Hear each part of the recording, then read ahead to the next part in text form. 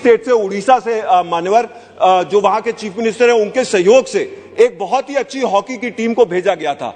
वहां पे हरिद्वार की एक लड़की वंदना कटारिया खेलने का काम कर रही थी। जब हम फाइनल में हारने का काम किए तो मुझे दुख के साथ कहना पड़ता है कि उनके घर के बाहर पटाखे फोड़े गए और यहां तक कि उनको जाति सूचक गालियां देने का काम किया गया और यह कहा गया कि हॉकी टीम के अंदर बहुत ही ज्यादा दलित लोगों का को एकत्रित कर दिया गया और इसीलिए हम लोग हारने का काम कर रहे हैं। यह कहीं ना कहीं हमारे देश की मानसिकता को दिखाने का काम करता है कि यह भेदभाव अभी भी हमारे देश में पनपने का काम कर रहा है, कि हम कहीं ना कहीं स्पोर्ट्स के क्षेत्र में बहुत ही पीछे हैं। इसमें 3 प्रमुख कारण हैं।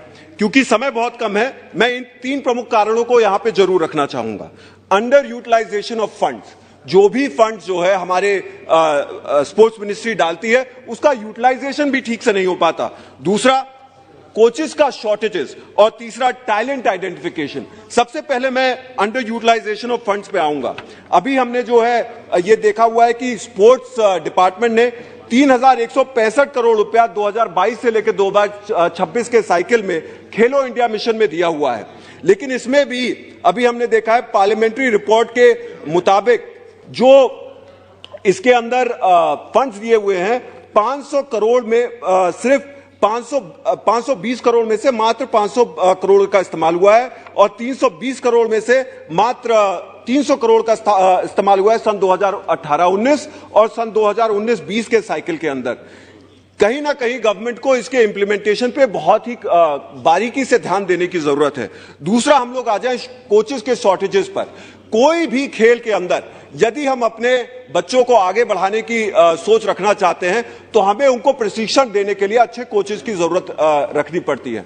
हमारे कोचेस ना बहुत सारों के पास हाई लेवल की ट्रेनिंग भी नहीं है और यदि उनके पास आती है तो इतने सारे स्कूलों में और विद्यालयों में हम हाई लेवल के कोचेस नहीं रख पाते हैं और ये कहीं ना कहीं हमारे स्पोर्ट्स की जो जनरेशन आगे आने वाली है उसको कमजोर करने का काम करती है और ये बच्चे आगे बढ़ नहीं पाते हैं।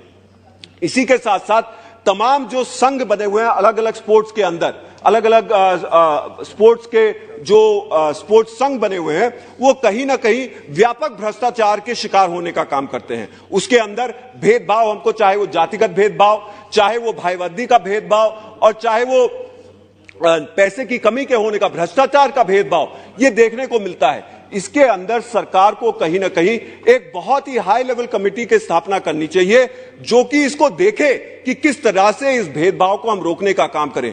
जातिगत भेदभाव का मैं आपके सामने 2-3 उदाहरण रखना चाहता हूं साहब, सिर्फ बोल करके मैं खत्म कर रहा हूं। अभी सजेशन, अभी आपके ही स्टेट से, उड़ीसा से मान्यवर जो वहां के चीफ मिनिस्टर हैं, उनके सहयोग से एक बहुत ही अच्छी हॉकी की टीम को भेजा गया था। वहां पे हरिद्वार की एक लड़की वंदना कटारिया खेलने का काम कर रही थी।